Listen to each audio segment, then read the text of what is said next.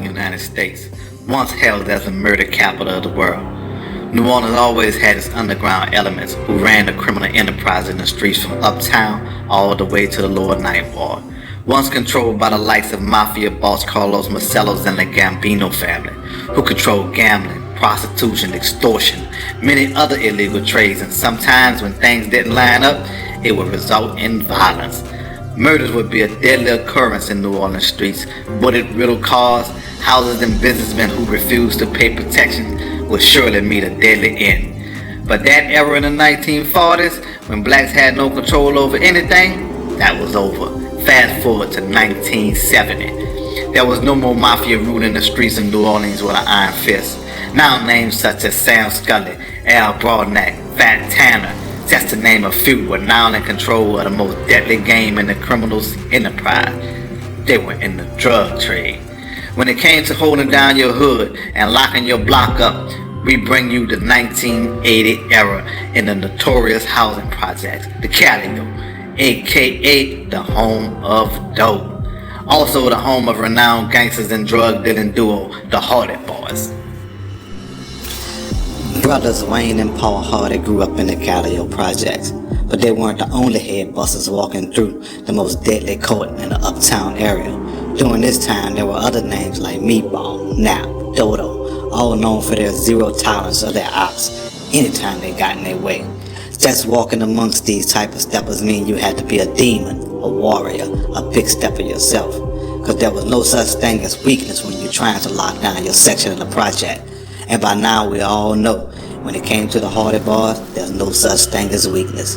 The Hardy Boys organization began sometime in the late 80s with brothers Paul and Cool Hardy and younger brother Wayne Hardy. Both men were raised in New Orleans projects. The brothers would recruit family members and friends to traffic cocaine from Los Angeles to New Orleans. Multiple police officers from the NOPD's 5th District, including Lynn Davis, were paid off in exchange for classified information. This made the organization invisible and powerful over all the other organizations at this time. The CALLIOPE projects taught the Hardy Boys how to walk and step. No one would dare to go against them. Paul Hardy was said to be the most level-headed of the brothers. Always his laid-back persona earned him the nickname Cool. Wayne, more of a live wire, never known for his patience, would eventually be dubbed the worst of the brothers. Although Wayne and Paul Hardy held down their section of the CALLIOPE projects, they would be known to venture outside of their hood to cause mayhem.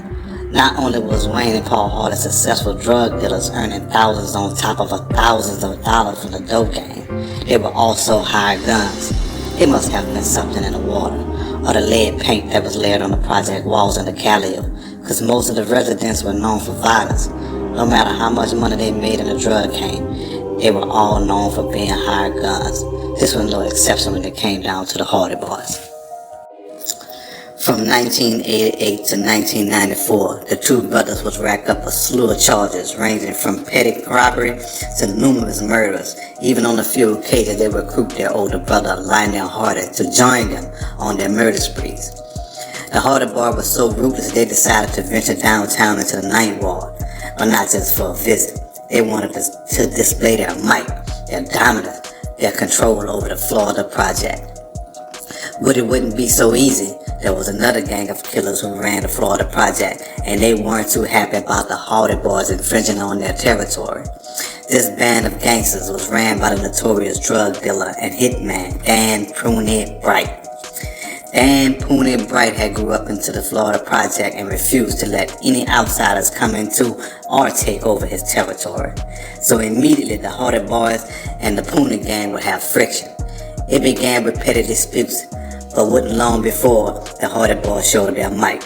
A guy named Michael Handy, one of POONIE's associates, was killed, allegedly by Paul Hardy. That would mark the beginning of many long beefs between the two organizations. After a while, it seemed like the Hardy Boys was winning the war. Several of POONIE's members would fall at the hands of the Hardy Boys.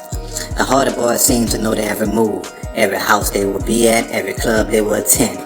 It wouldn't be until years later when the war was over, because Paul Hardy was arrested by the Fed for killing of Kim Groves, a civilian who filed a report against the police officer Lynn Davis. That's when the POONIE gang realized the Hardy Boys had an inside track by having a notoriously corrupt police officer on their side, who would give the Hardy Boys any and all information concerning their whereabouts. Hardy Boys, Murder Spree, 1988-1994. September 18th, 1988, in the 2300 block of Erato Street, Paul Hardy, riding in a 1982 Cutlass with brother Wayne Hardy, pulled upside another vehicle and shot through the door with an assault rifle, killing the passenger, Jerome Andrews. July 29th, 1989, in the 2600 block of Congress Street, Wayne and Paul Hardy along with Mitchell White went on a shooting spree which resulted in the death of Michael Handy and wounded 4 others in the Florida housing projects. The victims were transported to the emergency room of Charity Hospital and were again shot by Wayne and Paul Hardy while they were being wheeled inside the hospital for treatment. In September 1989, the Hardy Boys and Mitchell White were indicted by a grand jury for the murder of Michael Handy, but were all later found innocent of all charges and were released. In September 1990, only days out of jail for the murder of Michael Handy, Wayne Hardy was once again wanted for robbery after snatching a woman's earrings from her ears at Skate City Roller Rink. August 1992, Ulysses White is shot to death in the 2800 block of Amelia Street. White was found dead on the sidewalk with a gunshot wound to the head. Wayne Hardy was ruled the prime suspect. He was booked for first-degree murder but was later released after 60 days. August 1992, only 29 days after released for the slaying of Ulysses White, Joe Strotter is shot to death in the 600 block of North Elm Street. Police arrested Lionel Hardy, Wayne and Paul Hardy's older brother, and Wayne Hardy with Joe Strotter murder. According to police, Lionel Hardy ordered Wayne Hardy to kill Joe Strotter for money he owed. Wayne and Lionel would be booked but later released. March 1994, a turf war between the Hardy Boys and Dan Poochie Bright's crew began in the Florida projects. Although the Hardy Boys were known and lived in the Calliope projects, they had started hustling and robbing downtown in the Florida projects. April 1994, in front of 1416 South Johnson Street, Paul Hardy had Corey Richardson shot and killed in order to keep him quiet. Richards was shot twice in the head and once through the neck. September 1994, Paul Hardy murdered Carlos Adams by shooting him multiple times. He died at the scene. October 6th, Paul Hardy asked Len Davis for the names of 2 individuals who had stole his Jeep Cherokee, with adding when he catch them he would kill them all them bitches. October 12th, 3 days later, Sean King and Troy Watts were murdered by Paul Hardy, who used a .22 assault rifle and a 9mm pistol. October 13th, Len Davis paged Paul Hardy to order a hit on Kim Groves, who witnessed Davis pistol whip her nephew. Groves filed a complaint with the police department's internal affairs office, alleging that Davis engaged in police brutality. Davis arranged Paul Hardy and Damon Causey to meet at the police station to view photos of homicide cases. Davis then drove to Kim Groves' neighborhood in their police car and searched for her. Davis and his partner Sammy Williams then picked up Hardy at his home, then went back to Kim Groves' neighborhood so Paul could walk around to see the area. Later that day, Davis and Williams spotted Kim Groves and called Paul Hardy, who said he was on his way. Williams' shift ended at that point and he left Davis with the patrol car. About 45 minutes later, and described Groves' clothing to Hardy. Hardy and Causey, his driver, went to Groves' neighborhood in the lower Nineth Ward and shot Kim Groves in the head, killing her. October 20th, Paul Hardy and Damon Causey planned on going on a shooting spree on the black side of the Florida projects, which were controlled by their rivals, the POONIE gang. Paul Hardy and Causey contacted police officer Len Davis to confirm there would be no legitimate police officers in the area before they started shooting. October 29th, Paul Hardy informed Len Davis he would kill POONIE for harassing his girlfriend.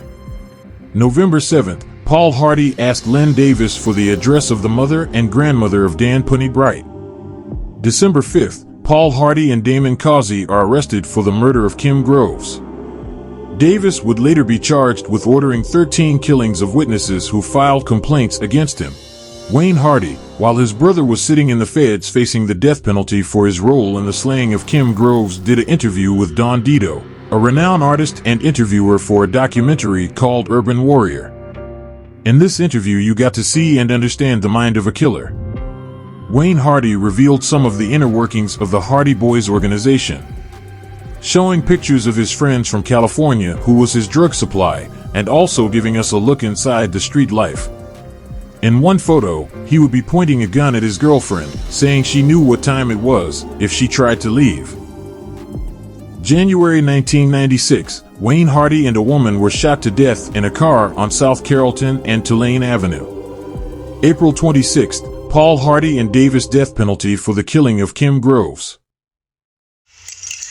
That's your brother, what was his name? My brother Curtis. Curtis, he was the one that was killed. Yeah, he was killed in 1985. He was handcuffed and blindfolded. Him and his friend, and shot once in the head. But you said he never really messed with him. Nah, he was a good person. You're not speaking just because that's my brother, but he never did mess with anyone. He used to call him Cool Kirk, and by Sean, he had a lot of people at his wake, Sean, knowing that, how this could have happened to him, but it was a robbery play. They had robbed him. Somebody just robbed him, so it wasn't a revenge killing or anything like that? No, they had robbed him out of his jewelry. He used to like jewelry also, and they robbed him, and they just killed him. Well, his group were all real dress horses, huh? Yeah, well, like their clothes. The one in the middle, he was his good friend. He's the only one living on that picture. The other one was killed. A man shot his brother up, and then when he came around there to see revenge his brother getting shot, he had got shot in the process and died. So I know you're ready. You pulling out of all that shooting and everything. Yeah. But if somebody went to call one of your family members, I have to call go the after him. police, or you have to go after them. I have to go after him. You won't call the police, but then you worry about, well, damn, he walking around, he in jail living. My brother, he dead, So that's the way it is, really. That's right? the way it is. That's why there's a lot of killing, though, because nobody won't call the police. Because you call the police, you're known as a rat. Nobody can never trust you. And so it's really an unspoken rule, but if anything goes wrong, you take care of it Take care of yourself. yourself. And you don't call the police, like the incident with Tory and... But see, sometimes the law look, and if some of the police know that you're a drug dealer or whatever, they won't even look for you. They'll just say, well, we knew he was out here killing, so why look for somebody who killed him?